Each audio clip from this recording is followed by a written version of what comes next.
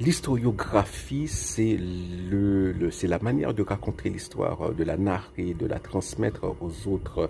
Et l'historiographie quasi officielle d'Haïti, hein, des 38 dernières années en Haïti, depuis la chute de Jean-Claude Duvalier, c'est de dire que, bon, c'est... alors, l'historiographie quasi officielle, c'est de dire que depuis la chute de la dictature, il y a eu, voilà, c'est une rue de combat, une rue de lutte pour la démocratie en Haïti.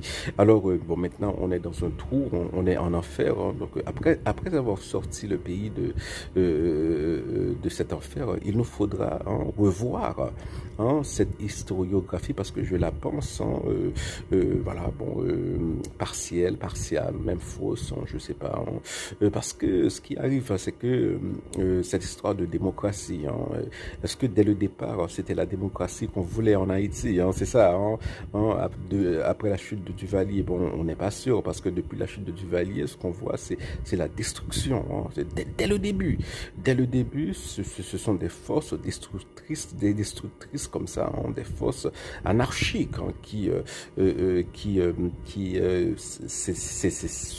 elles n'étaient pas les seules forces présentes sur le terrain, mais c'était l'une des forces principales. Il y avait aussi beaucoup de démocrates. Et à un moment, j'imagine, dans les années 90, dans les années 2000, 2010, il y a eu une espèce de mariage de convenance entre les forces démocratiques, entre ceux qui croyaient authentiquement en la démocratie et ceux qui étaient, voilà, ceux qui croyaient en l'anarchie. Et c'était un mariage de confiance, comme je dis.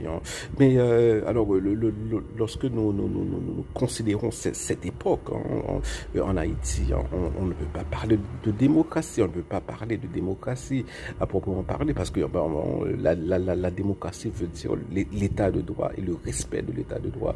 Or, ça n'a jamais existé en Haïti. Il n'y a jamais eu de respect de l'état de droit en Haïti.